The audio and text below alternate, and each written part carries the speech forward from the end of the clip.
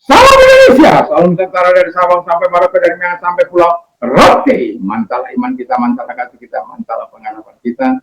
Tentunya dalam diskusi menjadi dan selamat kita dan selamat dunia. Jangan katakan bahwa dan katakan pula bahwa selamat. Dialah Tuhan, dialah selamat. Kalau engkau percaya, engkau akan selamat. Engkau tidak percaya, engkau akan dihukum. Dan Yohanes 3 ayat 36 dan Yohanes 4 ayat dengan Yesus berkata, akulah jalan dan kebenaran dan hidup, yang sekolah sampai kepada Allah kalau tidak melalui aku. Haleluya. Puji nama Tuhan. Dan juga dalam Kisah Rasul 4 ayat 2 mengatakan, dan keselamatan tidak ada dalam siapapun juga selain dalam Dia, Yesus Kristus. Karena di bawah kolongan ini tidak nama lain yang diberikan kepada manusia yang olehnya kita diselamatkan. Haleluya. Amin, amin, amin. Dan Yohanes 3 ayat 6 berkata, karena begitu besar kasih Allah akan dunia sehingga Ia mengaruniakan anak-anaknya supaya setiap orang yang percaya kepada tidak binasa, melainkan beroleh hidup yang kekal. Saya dan saudara yang percaya kepadanya memperoleh hidup yang kekal. Dan biarlah kita semua percaya agar kita memperoleh hidup yang kekal. Haleluya. Dengan hati percaya engkau dibenarkan, dengan mulut mengaku engkau diselamatkan. Orang yang percaya tidak akan pernah dipermalukan. Roma 10 ayat 9 sampai dengan 11. Puji nama Tuhan. Tuhan Yesus memberkati kita. Saya akan membaca ayat 1 Filipi 1 ayat 29. Sebab kepada kamu dikaruniakan bukan saja untuk percaya kepada Kristus, melainkan juga untuk menderita untuk Dia. Saya membacakan dulu 2 Timotius 3 ayat 12. Memang setiap orang yang mau hidup beribadah dalam Yesus akan menderita aniaya. Haleluya. Haleluya, haleluya. Kita tahu bagaimana jemaat Tesalonika menghadapi penganiayaan, menghadapi tekanan yang luar biasa, baik dari orang-orang Yahudi yang iri kepada mereka, baik orang Yunani yang marah kepada mereka karena nilai-nilai yang mereka anut berbeda dengan nilai-nilai yang selama ini berlangsung. Misalnya orang bisa kawin banyak kali, tapi orang Kristen tidak boleh. Kalaupun ada orang Kristen kawin sampai lebih dari satu, itu karena kedisiplinan hatinya. Tapi perintah Tuhan tidak pernah ada untuk menikahi lebih dari satu wanita. Tidak ada perintah Tuhan kau boleh kawin 2 kali, 3 kali, tidak bisa. Itu karena kedisiplinan hatinya, karena kekerasan hatinya, karena dia tidak menuruti firman Allah. Jadi itu sebabnya dari zaman Tuhan menciptakan Adam dan Hawa, dan apa yang telah dipersatukan oleh manusia tidak boleh dipisahkan. Apa yang telah dipersatukan oleh Allah tidak boleh dipisahkan oleh manusia. Jadi jelas bahwa Tuhan itu punya tujuan. Nah, di dalam kehidupan kita juga sebagai orang percaya, Tuhan itu punya tujuan. Ketika kita hidup menderita, hidup menderita, ada tujuannya bagi kita. Ada benefitnya, ada keuntungannya bagi kita. Keuntungan yang pertama membuat kita bergantung sepenuhnya pada Allah. Jemaat di Korintus, jemaat di Tesalonika, walaupun mereka ada banyak teman-teman mereka yang gugur, dibantai pada waktu itu, tapi mereka tidak takut untuk percaya kepada Yesus. Mereka mengalami tekanan, mengalami penganiayaan, mereka tidak takut. Kenapa? Mereka telah bergantung sepenuhnya kepada Allah. Dan itu membuat mereka menjadi teguh. Itu membuat mereka menjadi bertahan di dalam penderitaan. Dan mereka adalah orang-orang yang siap menikmati segala penderitaan. Kalau itu Tuhan itu. Karena kita kan bukan mencari-cari penderitaan, bukan mencari aneh-aneh. Kita kan tidak pernah menjadi sumber pengakibat. Hanya orang-orang yang merasa iri, merasa dengki, merasa benci, lalu mereka melakukan. Karena tidak apa? Tidak satu golongan dengan mereka. Nah, itu sebabnya ketika orang-orang jemaat di Tesalonika itu bergantung sepenuhnya kepada Allah, penderitaan mereka rela menderita untuk Kristus. Kristus karena apa? Sudah dulu menderita bagi mereka, bagi saya. Dan ketika kita sebagai orang percaya, tentu pernah kita mengalami penderitaan. Ada banyak hal, ya. Kita mungkin sudah dibulai orang, direndahkan orang, dibilang iblis lah, Lucifer lah, dan macam-macam. Saya sudah menikmati itu, dijambi, ditonjok, mau ditusuk, dan di sini ada bekas ini.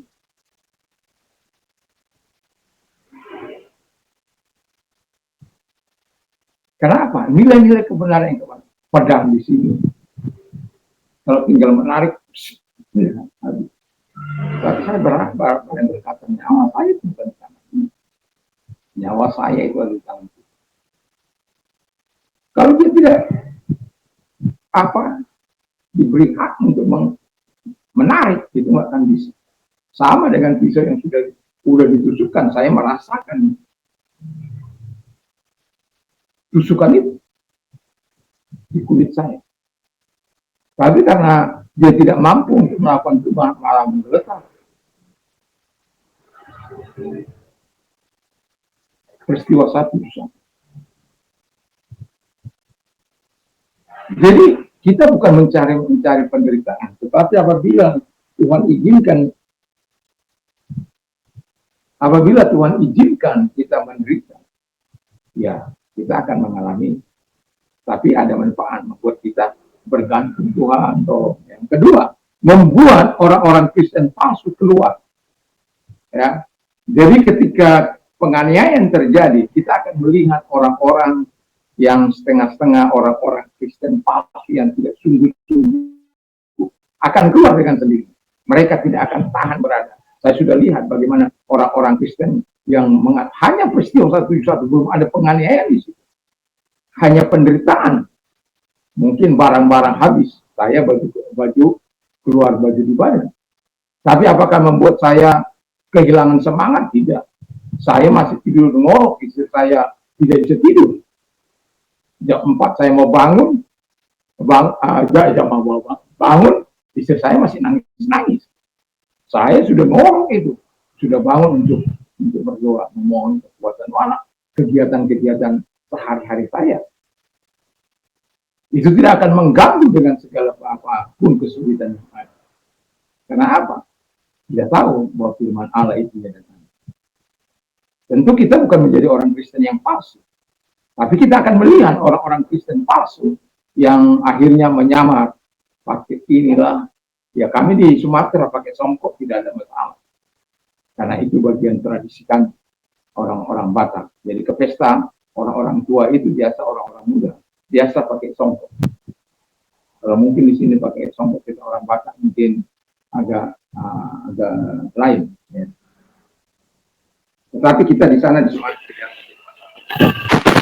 yang membuat iman orang yang bertahan menjadi kuat. Haleluya. Di dalam 2 Korintus 3 ayat yang ke-11. Persecution and abuse with me is at Antioch. Antioch gonna listen.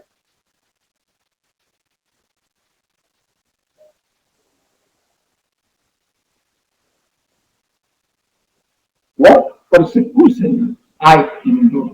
Jadi penganiayaan persekusi yang dilakukan.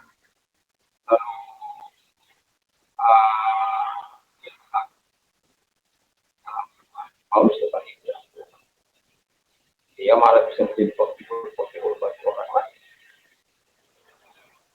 Tetapi yang jelas dikatakan di sana, and out of them all, dan keluar dari segala peristiwa itu, kita tahu di Israel, dia hampir terbunuh, dia diolok, dia di Antioquia dia diolok-olok dan di Ikonium hampir terjadi keributan. Jangan di yang terjadi Ikonium itu atau untuk datang dan kemudian menghasut dan kemudian terjadilah huru hara yang besar di mana dia direpani dengan batu dan diseret keluar kota. Dia pikir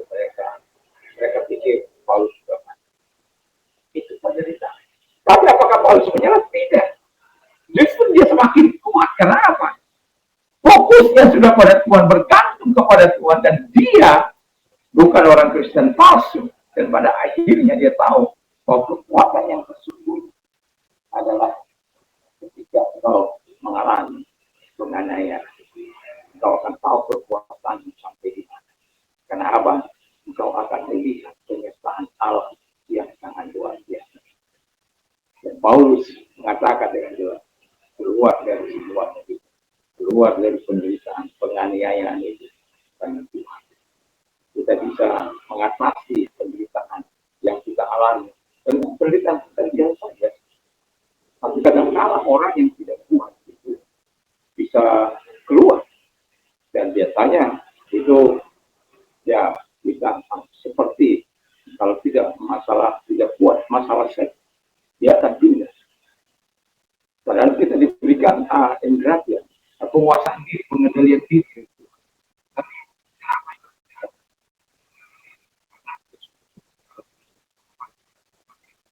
Ya, saya akan menyampaikan masalah.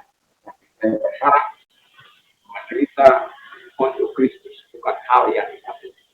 Tapi kalau itu datang atau sudah datang, jadilah dengan sukacita daripada Tuhan supaya Tuhan tetap menolong kita karena Tuhan tidak akan mengirimkan pada ketika ketika Paulus menganiaya orang Tuhan, Tuhan tidak mengatakan kenapa engkau menganiaya Tuhan, kenapa engkau menganiaya tanggung jawab Tuhan.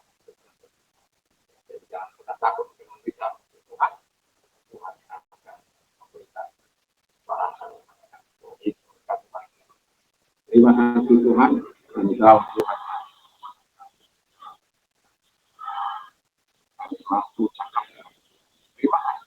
Kalau kau sedang sakit apa sakit yang angkat dulu pada tangan serahkan di kalau nama ini dia tangan-tangan yang diangkat kepada Tuhan datanglah kepada mereka karena kami tahu kau tidak belajar orang dalam nama ini segala sakit penyakit mereka keluar dan oleh Tuhan Yesus engkau kembali kuasanya engkau semua. Terima kasih kau menyembuhkan mereka. Pujilah engkau.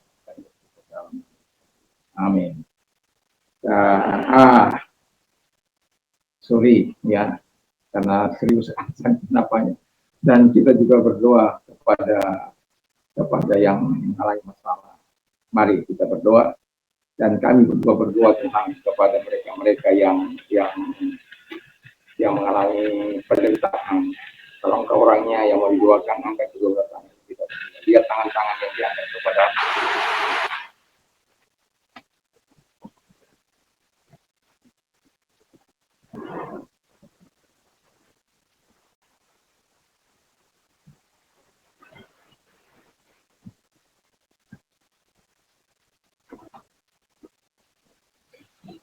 dalam nama Yesus datang pertolongan kepada mereka. Karena pertolongan kami bukan dari mana-mana. Pertolongan kami dari Tuhan yang diberikan langit dan bumi, Allah Israel yang kami kenal dalam nama Yesus. Terima kasih. Kami bersyukur dalam nama Yesus. Dan kami bersyukur. Haleluya. Amin. Selamat malam. Kalau kita mau istirahat. Nah, sorry. Ini karena saya kurang fokus agak banyak buah. Selamat pagi, selamat beraktivitas dan semoga terang Tuhan ya. Karena kalau tidak fokus itu memang berat. Tapi apapun itu kiranya Tuhan Yesus memberkati kita supaya kita dapat menghadirkan kerajaan Allah dimanapun kita ada dan kita bisa menjadi terang yang memberikan kita rasa, yang memberikan arah dan menjadi garam dunia yang memberikan kita rasa di tengah-tengah kita. Selamat beraktivitas, jangan lupa Tuhan menyertai. Mantap, mantap, mantap.